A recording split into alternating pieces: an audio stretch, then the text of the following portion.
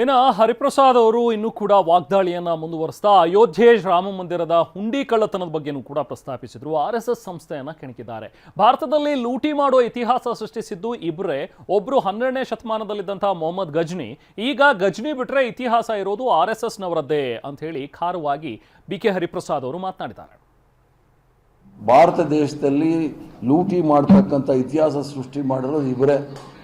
12ನೇ ಶತಮಾನದಲ್ಲಿ ಮೊಹಮ್ಮದ್ ಗಜ್ನಿ 17 ಬಾರಿ ಭಾರತ ದೇಶಕ್ಕೆ ದಂಡಯಾತ್ರೆ ಬಂದು ಅಫ್ಘಾನಿಸ್ತಾನ್ ಗಜ್ನವಿಯಿಂದ ಪಾಕಿಸ್ತಾನದಲ್ಲಿರ್ತಕ್ಕಂಥ ಮುಲ್ತಾನಲ್ಲಿರ್ತಕ್ಕಂಥ ಮಸೀದಿ ಮತ್ತು ಗುಜರಾತಲ್ಲಿ ದ್ವಾರಕಾದಲ್ಲಿರ್ತಕ್ಕಂಥ ಸೋಮನಾಥ ಟೆಂಪಲ್ನ ದೇವಸ್ಥಾನವನ್ನು ಲೂಟಿ ಮಾಡ್ಕೊಂಡು ಹೋಗಿರೋ ಇತಿಹಾಸ ಬಿಟ್ಟರೆ, 12ನೇ ಶತಮಾನ ಬಿಟ್ಟರೆ 21ನೇ ಶತಮಾನದಲ್ಲಿ RSS ಅವರು BJP ನೇತೃತ್ವದಲ್ಲಿ ರಾಮ ಮಂದಿರ ಲೂಟಿ ಮಾಡಿರೋದು ಇವ್ರದೇ ಇತಿಹಾಸ.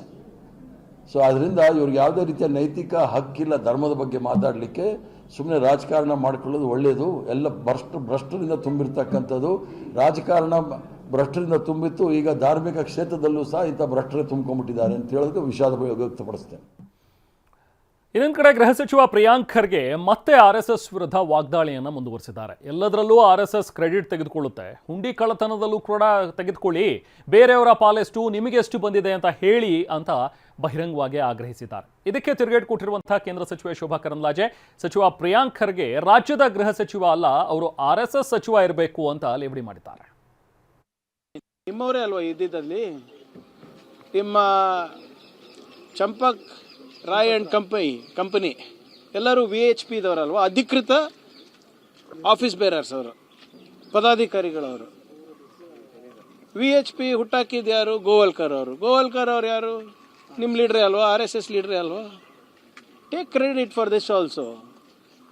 ಬಹಿರಂಗವಾಗಿ ಬಂದು ಸುಮ್ಮನೆ ನಿಮ್ಮ ಯಾವುದೋ ಒಂದು ಚಾನೆಲ್ನಲ್ಲಿ ಹೇಳ್ಬಿಟ್ಟು ಸೋಷಿಯಲ್ ಮೀಡಿಯಾನಲ್ಲಿ ಬಿಡೋದಲ್ಲ. ಏನಾಗಿದೆ, ಹೇಗಾಗಿದೆ, ನಿಮಗೆ ಎಷ್ಟು ಪಾಲು ಬಂದಿದೆ, ಬೇರೆಯವರಿಗೆ ಎಷ್ಟು ಕೊಟ್ಟಿದ್ದೀರಾ, ಭಕ್ತಾದಿಗಳಿಗೇನು ನೋವಾಗಿದೆ, ಅದನ್ನು ಹೇಗೆ ನಿವಾರಣೆ ಮಾಡ್ತೀರಾ ಹೇಳಬೇಕಲ್ಲ. ಕರ್ನಾಟಕದ ಗೃಹ ಇಲಾಖೆ ಎಲ್ಲಿದೆ?